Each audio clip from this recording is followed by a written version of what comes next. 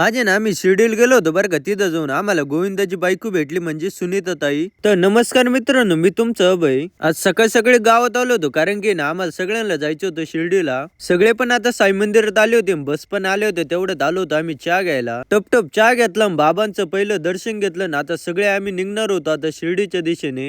बस पण एक दोन नव्हत्या, डायरेक्ट 9 बस होत्या. मग सगळ्या पण निघल्या होत्या एका मागे एक. जायला तर रोडचा काही विषय नव्हता बरं का. तेवढ्यात आम्हाला भूक लागली होती, मग थांबलो होतो भजे खायला. मग काय टप टप सगळ्यांनी भजे खाल्ले, निघालो लगेच बस माग.